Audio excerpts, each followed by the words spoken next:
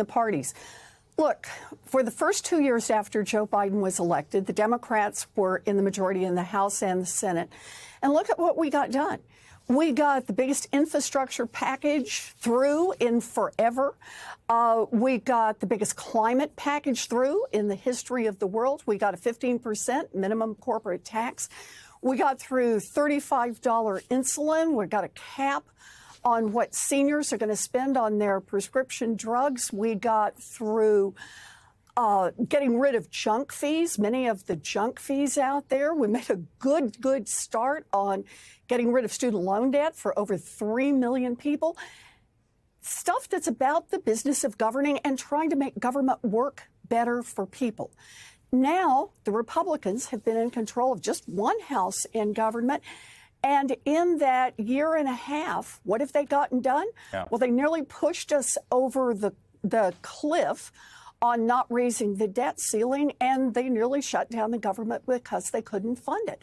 In other words, Democrats are here to try to govern, to try to make Congress work for people, and the Republican extremists are just here to cause as much chaos, as much pain as humanly possible because they think it's going to help Donald Trump get reelected. You know, you talked about that sort of Democratic trifecta with Biden and both houses. The last time there was one, of course, the very busy years of the coming out of the Great Recession, 2009, 2010. One of the signature pieces of legislation then was the Dodd-Frank financial regulation bill, huge sprawling piece of legislation, and contained within it was a new agency that was the brainchild of a law professor named Elizabeth Warren, who was writing about financial regulation and had a famous line saying, you know, if you sold mortgages that blew up as much as these mortgages, if you sold them as toasters, you wouldn't be allowed to put them on the shelves because we have a Consumer Product Safety Commission that says if the toaster blows up, you can't sell it. And that brainchild, a Consumer Product Safety Commission for finance, for financial regulations, Consumer Financial Protection Board, became reality. It is now a reality and has been for years. Today, a bunch of payday lenders were before the Supreme Court of the United States trying to get rid of it, trying to destroy it by saying it is unconstitutional to have the Financial Protection Bureau that gets its funding, authorized by Congress, but through the Federal Reserve. I know this is incredibly near and dear to you. What did you make of today's arguments? Well, partly they're still coming after this agency because it works. It has shut down the scams. It's forced the big financial institutions to return more than $17 billion to people that were cheated by those institutions. The agency is handling about 3,000 complaints a day. And so the payday industry, remember, these are the guys who make their profits by preying, for example, on young service members with loans that run as high as 400% interest.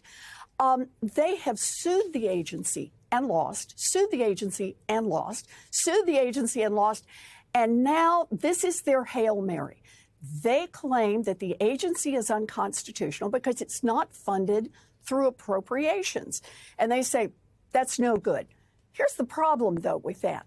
It also turns out that the Federal Reserve Bank is not funded through appropriations. Neither is the FDIC. Neither is the OCC. In fact, no banking regulator in the history of banking regulators in the United States has ever been funded through appropriations. And it gets worse than that. Turns out Social Security's not funded through appropriations. Medicare's not funded through appropriations. And that was where the Supreme Court went today. The payday lenders said, sink the CFPB. And everybody else in the room was asking, but if you sink the CFPB, are you going to sink the whole damned economy?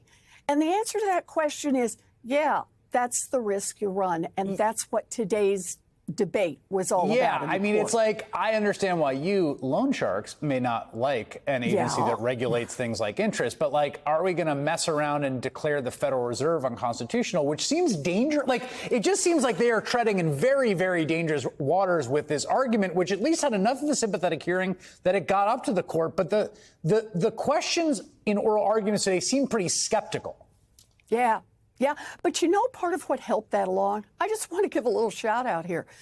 The mortgage bankers the home builders, folks who actually were involved in the crash back in 2008. And by the way, Chris, did you remember that today is an anniversary? Exactly 15 years ago today, Congress had to pass a $700 billion bailout to be able to make that money available so that our banking system didn't implode. So what has been the big thank you from those giant banks? It's been to keep lobbying to try to get rid of the Consumer Financial Protection Bureau so that they could continue to run more and more of these frauds.